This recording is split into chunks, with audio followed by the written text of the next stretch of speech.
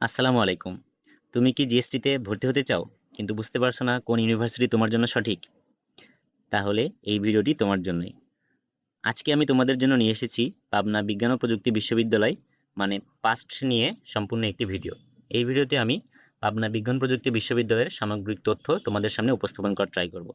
ভিডিওতে আমি দেখাবো বিভাগ, হল, ক্লাব, স্কলারশিপ থেকে শুরু করে যাবতীয় সকল তথ্য অথবা কি করে তুমি এই বিশ্ববিদ্যালয়ে ভর্তি হতে চাও এই সমস্ত কিছু নিয়ে আমি আলোচনা করব। তো চলো শুরু করা যাক। পাস্ট হলো বাংলাদেশের ৭ম সায়েন্স অ্যান্ড টেকনোলজি ইউনিভার্সিটি এবং দেশের ২৯তম পাবলিক বিশ্ববিদ্যালয়, যেটা ২০০৮ সালে প্রতিষ্ঠিত হলেও যার কার্যক্রম শুরু হয় ২০০৯ সালের ৪ এপ্রিল। শুরুতে বিশ্ববিদ্যালয়টিতে ছিল ৪টি বিভাগ এবং ২০০ জন শিক্ষার্থী। বিশ্ববিদ্যালয়টির অবস্থান ও আয়তন।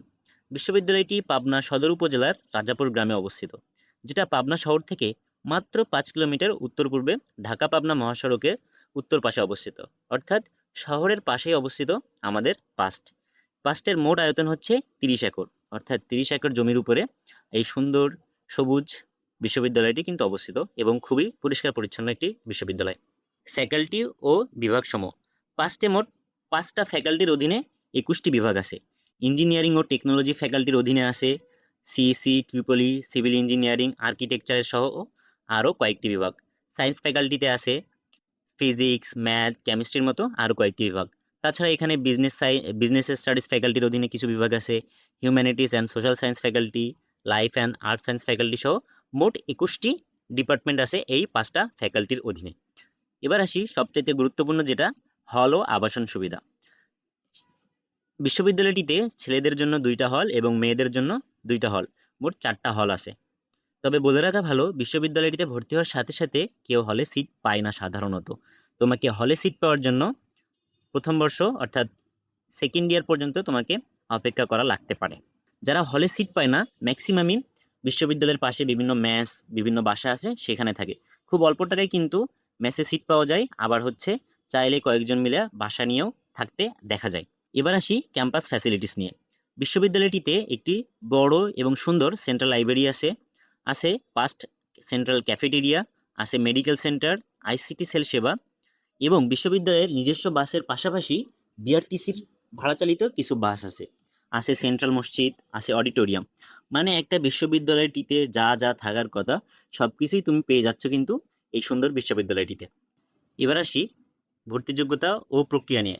তুমি যদি এই বিশ্ববিদ্যালয়টিতে ভর্তি হতে যাও তাহলে তোমাকে কি প্রক্রিয়া অবলম্বন করতে হবে? সর্বপ্রথম জিএসটি অ্যাডমিশন টেস্টে তোমাকে উত্তীর্ণ হইতে হবে। তারপরে অনলাইনে অ্যাপ্লিকেশন করতে হয়।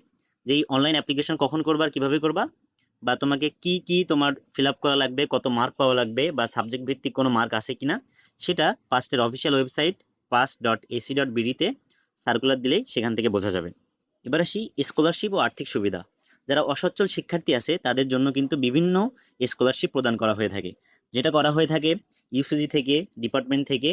আবার কিছু কিছু বেসরকারি প্রতিষ্ঠান যেমন ডাচ বাংলা ব্যাংক ফাউন্ডেশন বা বসুন্ধরা শুভ সংঘ, সেখান থেকেও কিন্তু বিভিন্ন মাসিক বা এককালীন স্কলারশিপ প্রদান করা হয়ে থাকে। এবার আসি কো কারিকুলার অ্যাক্টিভিটিস নিয়ে। বিশ্ববিদ্যালয়টিতে কিন্তু বিভিন্ন ধরনের ক্লাব আছে, যেমন debate club, computer programming club সহ বিভিন্ন ধরনের ক্লাব। এই ধরনের ক্লাবে কিন্তু তুমি অংশগ্রহণের মাধ্যমে জাতীয় জাতীয় ও আন্তর্জাতিক পর্যায়ে অংশগ্রহণ করতে পারবা। তাছাড়া বিশ্ববিদ্যালয়টিতে স্পোর্টস উইকের পাশাপাশি সাংস্কৃতিক সপ্তাহ আয়োজন করা হয়ে থাকে। স্পোর্টসের ভিতরে ক্রিকেট, ফুটবল, ব্যাডমিন্টন, ভলিবল সহ বিভিন্ন ধরনের ইনডোরস গেমস কিন্তু আছে। বিভিন্ন ধরনের অলিম্পিয়াডও বিশ্ববিদ্যালয়টিতে অনুষ্ঠিত হয়ে থাকে। রিসার্চ ও একাডেমিক সুযোগ। বিশ্ববিদ্যালয়টিতে আন্ডার গ্র্যাজুয়েট থেকেই রিসার্চে অংশগ্রহণের সুযোগ থাকতেছে। তাছাড়া বিশ্ববিদ্যালয়টিতে পোস্ট গ্র্যাজুয়েট অর্থাৎ মাস্টার্স ও পিএইচডি প্রোগ্রামও কিন্তু চালু আছে।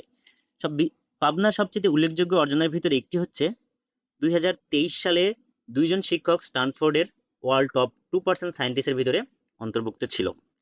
তো আজকের ভিডিও ছিল এই পর্যন্তই। তোমাদের ভিডিওটি কেমন লাগলো অবশ্যই কমেন্ট করে জানাবা এবং পরবর্তীতে কোন বিশ্ববিদ্যালয় সম্পর্কে জানতে চাও সেটাও জানাবা। আমি ভিডিওতে বিভিন্ন তথ্যগুলো কালেক্ট করেছি গুগল থেকে এবং বিশ্ববিদ্যালয়ের বিভিন্ন শিক্ষার্থীর সাথে কথা বলে। তো কিছু ভুল থাকলে অবশ্যই সেটা কারেকশন করে নিবা। ধন্যবাদ সবাইকে।